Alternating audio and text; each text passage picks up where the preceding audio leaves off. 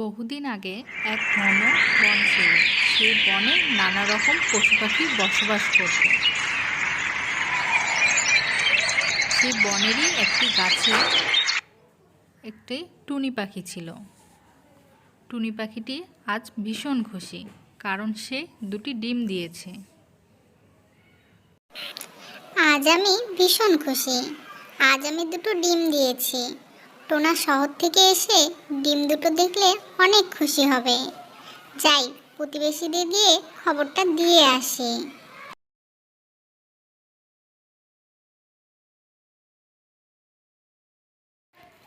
এই কথা বলে টুনি তার ডিম দেওয়ার বিষয়টি জানানোর জন্য তার প্রতিবেশীদের কাছে চলে যায়।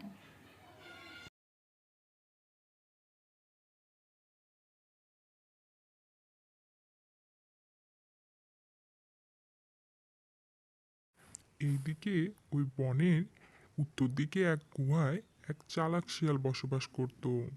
সে খাওয়ার জন্য ছটপট করতেছিল। সে খাবার খোঁজে বনের দিকে যেতে লাগলো। বনে গিয়ে সে চিংকি টুনির বাড়ির সামনে দাঁড়ালো। যাক বাবা, আজকে খাওয়ার ব্যবস্থা হয়ে গেল। ওই বাসায় দুটো ডিম দেখতে পাচ্ছি।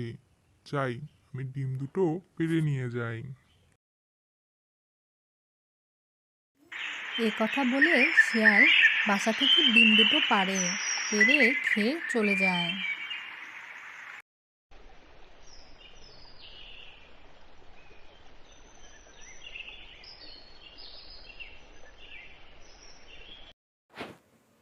আর চিংকিটুনি বাসায় ফিরে দেখে তার ডিম দুটো নেই। হায় হায়, আমার ডিম দুটো কোথায় গেল? কে খেলো আমার ডিম দুটো? আমার এত খুশি এক নিমেষে শেষ হয়ে গেল। এসব বলে চিংকিটুনি কাঁদতে থাকে। এরপর বেশ কিছুদিন কেটে যায়। তারপর শিয়াল খাবারের খোঁজে বেরিয়ে পড়ে।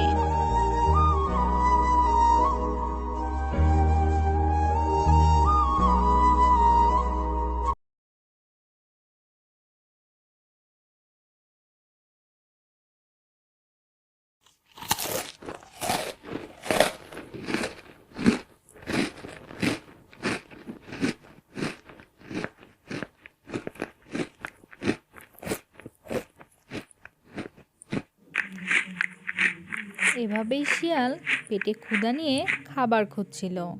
হঠাৎ সে কণিকা কাককে রাস্তার পাশে উচ্ছিষ্ট খেতে দেখলো। দেখে সে চুপি চুপি কণিকা কাকের কাছে গেল। গিয়ে কণিকা কাককে থাবা দিয়ে ধরল। এই তো পেয়েছি তোকে, এবার তোকে দিয়েই ক্ষুধা মেটাবো। না না শিয়াল মামা, তুমি আমাকে মেরো না। আমি এত তাড়াতাড়ি মরতে চাই না। দরকার হলে তুমি আমার মাংসের টুকরোটা নিয়ে নাও, তবু আমাকে মেরো না। তুমি যা বলবে আমি তাই করব শিয়াল মামা, তবু আমাকে মেরো না, আমাকে ছেড়ে দাও। কণিকা কাকের এমন অনুরোধ শুনে শিয়াল পণ্ডিতের মাথায় একটা বুদ্ধি আসে। আর শিয়াল পণ্ডিত মনে মনে ভাবতে থাকে, আমার তো মনে হচ্ছে কণিকা আমার দাসী হতে চাচ্ছে। যাক, ওকে দিয়েই আমার খাবার খুঁজে নেওয়া যাবে। এখন তো খাবার খোঁজা খুব ঝামেলা। ওকে প্রাণের ভয় দেখিয়ে আমার দাসী করে রাখবো, আর ওর দ্বারায় আমার খাবার খুঁজে নেব। এভাবে আমার বেশ কিছুদিন কেটে যাবে। আর এসব কথা ভেবে শিয়াল কণিকা কাককে ছেড়ে দেয়। আর কণিকা কাকও তার কথা মতো শিয়ালের জন্য খাবার খুঁজতে বেরিয়ে পড়ে।